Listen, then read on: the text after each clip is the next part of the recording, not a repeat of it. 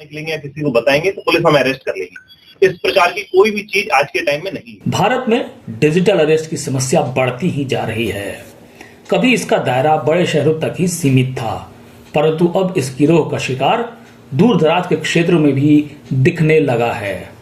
ऐसा ही एक मामला धनबाद के टुंडी थाना क्षेत्र के रहने वाले 76 वर्षीय सेवरिस्टीन होरो को अपना निशाना बना करके किया है। इन्हें डिजिटल अरेस्ट का भय दिखाकर उनसे 10,50,000 की ठगी की गई। होरो ने इस मामले में 8 जनवरी को पुलिस में मामला दर्ज कराया था। धनबाद के ग्रामीण एसपी कपिल चौधरी ने जानकारी देते बताया कि पीड़ित को व्हाट्सएप कॉल के माध्यम से ठगों ने स्वयं को ईडी और सीबीआई का अधिकारी बताकर मनी लॉन्ड्रिंग के मामले में फंसाने का डर दिखाकर डिजिटल अरेस्ट का खौफ दिखाया तो होरो घबरा गए। फिर इन पर दबाव बनाते हुए अलग अलग बैंक खातों में ठगों ने पैसे ट्रांसफर करवा लिए। पुलिस जब मामले की जांच में जुटी तो टेक्निकल टीम के साथ मिलकर बैंक खाते के ट्रांजैक्शन और मोबाइल की लोकेशन ट्रैक करते हुए मध्य प्रदेश के भोपाल से मुख्य आरोपी 26 वर्षीय अरुण अहिरवार को धर दबोचा। पुलिस ने उसके पास से ठगी में इस्तेमाल की गई मोबाइल, 2 सिम कार्ड बरामद किया है। पुलिस इस गिरोह से जुड़े अन्य सहयोगी की पहचान कर उन्हें दबोचने के प्रयास में जुटी हुई है। उसको सीबीआई और ईडी के अधिकारी बताकर उससे ठगी कर ली गई थी और इसमें उससे 10.5 लाख रुपए की ठगी की गई और डिजिटल अरेस्ट के टाइम में उसको लगभग 2 दिन तक डिजिटल अरेस्ट करके रखा गया और उनको पूरी तरह से विश्वास हो गया था कि भाई ईडी और सीबीआई के लोगों ने उनको अरेस्ट कर लिया।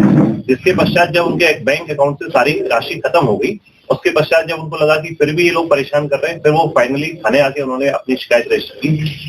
सबसे पहले वो सीनियर एसपी सर के ऑफिस में गए, वहां से सर के द्वारा उनको यहाँ पे आने के लिए बुला गया। जिसके पश्चात तत्काल प्राथमिकी दर्ज करके 8 तारीख को उनकी प्राथमिकी दर्ज की गई और मामले की गंभीरता को देखते हुए एक एसआईटी का गठन किया गया थाना प्रभारी की अध्यक्षता में। एसआईटी टीम तुरंत जैसे ही उसकी डिटेल्स आई, डिटेल्स के बाद अपनी छानबीन करते हुए उनकी जो डिटेल्स आई वो मध्य प्रदेश की आई। मध्य प्रदेश के लिए एक टीम तुरंत रवाना की गई जिसमें कि हमारे थाने के सब इंस्पेक्टर विश्वजीत और विकास और थाने के 2 और कांस्टेबल इनके साथ थे, एक एएसआई भी थे। इन टीम ने वहां पे जाके लगभग एमपी में उस जगह की रेकी की, जिसके खाते में पैसे गए थे उसकी खाते से जिसने पैसे की निकासी की थी उसको काफी सूझबूझ के साथ 4-5 दिन तक रेकी करते हुए उसके पीछे लगे और उसके बाद उसको फाइनली वहां से गिरफ्तार करके लेके आए। रकम टोटल 10 लाख रुपए की ठगी हुई थी, जिसमें कि इनके अकाउंट में 5 लाख रुपए गए। डिजिटल अरेस्ट करने का जो एमओ था उसमें इनके कई डॉक्यूमेंट्स भेजे गए जो पोस्ट डॉक्यूमेंट्स थे, जिसमें ईडी के और सीबीआई के डॉक्यूमेंट्स थे, जिसमें कि इनके नाम को दिखा के ये बताया गया था कि इनको डिजिटल अरेस्ट कर लिया गया है और इसका अरेस्ट वारंट उसके पास था। अरेस्ट वारंट में बेसिकली उनके पास इनके आधार कार्ड की डिटेल थी, जिससे कि इनको ये विश्वास हो गया कि हमें सच में अरेस्ट कर लिया गया है। आधार कार्ड नंबर और आधार कार्ड के बारे में पैन कार्ड की डिटेल्स उनके पास कहीं ना कहीं से पहुंच गई थी, जिसके माध्यम से इनको भरोसा हो गया कि भाई हमें सही में अरेस्ट कर लिया गया है। पीड़ित कहाँ के रहने वाले हैं सर? पीड़ित टुंडी थाना के रहने। क्या करते थे वो? ये एक टीचर थे, डिनोबली स्कूल में, प्राइवेट स्कूल में टीचर थे। उसके बाद रिटायरमेंट के बाद इनके जो अकाउंट में राशि रखी गई थी, इन्होंने अपनी बेटी की शादी के लिए राशि रखी थी, जिसकी निकासी साइबर ठग के द्वारा कर ली गई थी। इनका सिंडिकेट भी है। सिंडिकेट में और लोगों के पीछे भी पुलिस को जानकारी मिली, जिनकी गिरफ्तारी शीघ्र कर दी। लोकल कनेक्शन नहीं है, ये सारी टीम बाहर की है, जिसमें मध्य प्रदेश, केरला, कर्नाटका और अन्य भी राज्यों की इन्वॉल्वमेंट सामने आई। गिरफ्तारी कौन कितने लोगों की हुई?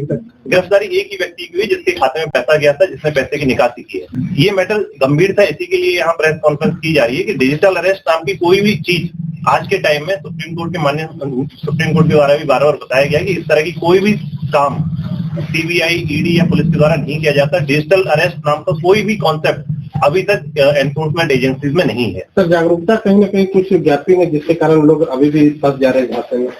हाँ, क्योंकि कुछ इन्फॉर्मेशन बेसिकली फंसाने के लिए उनके पास कुछ ना कुछ आपकी ऐसी इन्फॉर्मेशन है जिससे लगता है कि ये सच में लीगल एजेंसीज के पास ही हो सकती है, जिससे कि भरोसा हो जाता है।